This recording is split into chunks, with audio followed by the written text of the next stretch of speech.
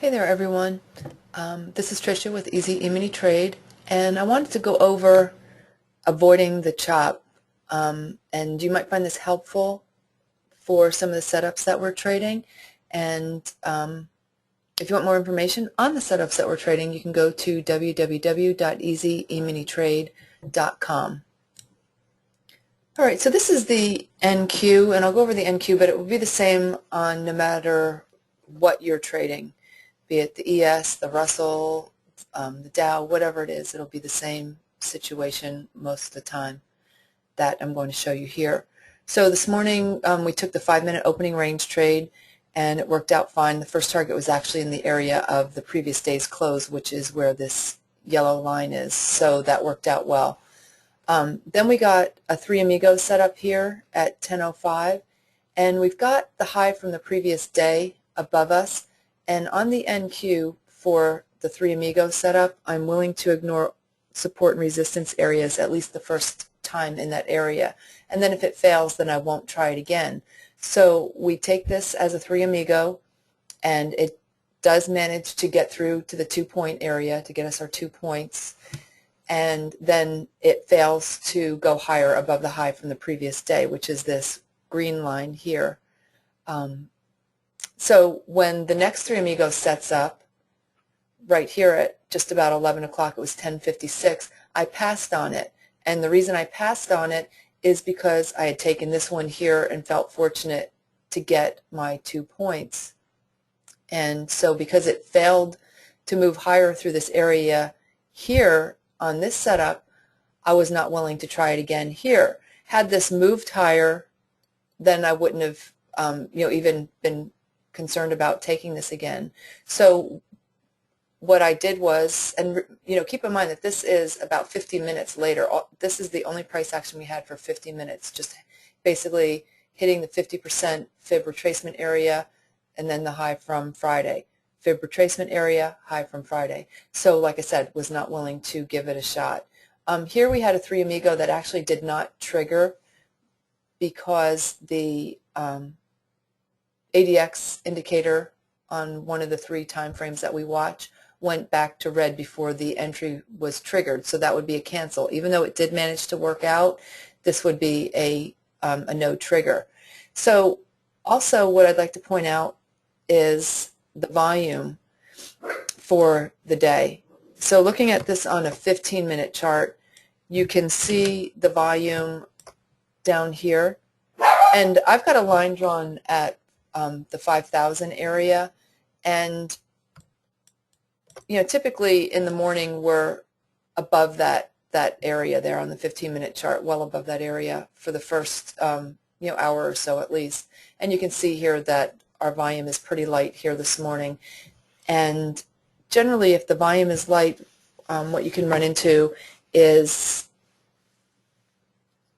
that you don't get much follow through. Or if you do get in, it could take forever for the trade to work. So just keep that in mind when you're looking to take a trade and the volume is on the light side. So just keep that in mind. Doesn't mean you can't trade, just be aware of it. So this is all during the doldrums right here, and I've got all these lines marked here. We're not trading. We're done already for the day. But I marked these as the 3 Amigos that did set up. So here would be a no trigger. Here this one would trigger.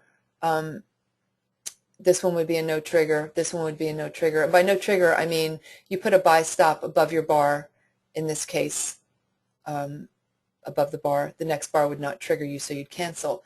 Now, regardless of if it triggered or not, just like back here, where we're still kind of hanging in this area, I wouldn't be willing to take any of these setups until price actually started to move out of this vicinity, because this is basically what you're going to get. You're going to get some setups firing off, and then there are going to be no triggers.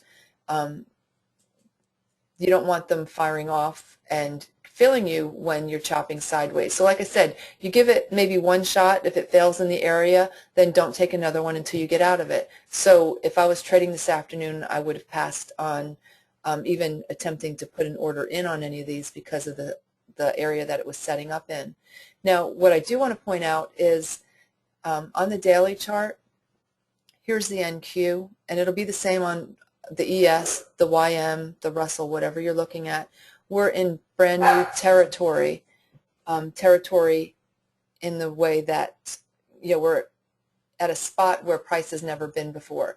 So usually what happens is, and I'll go back to the entry chart here to show you, is you make a new high, and so like here this morning, first thing, that's a brand new high, an area that we've never been in before, and then it pulls back, and then it just keeps teetering around that area, the high from Friday, and around this high, this brand new high area here, and here you can see it pops through just to pull right back.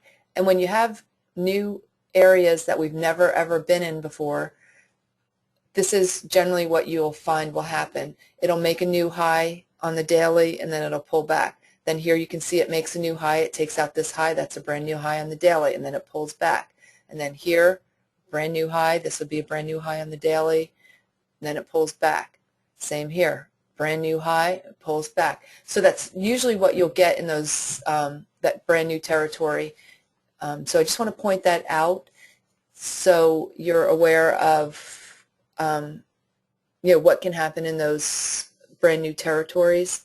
And it doesn't mean that you can't take a trade, but like I said, I wouldn't keep trying and trying and trying in the same area. You have to use a little bit of common sense sometimes, whereas, like I said, you're willing to give it one shot in an area that keeps holding, and then if it fails, then just wait until price gets out of it. Or if you're going to take range trades, for example, and this isn't really great range trade material because we're not repeatedly hitting support and resistance areas with a nice tradable range to do range trades.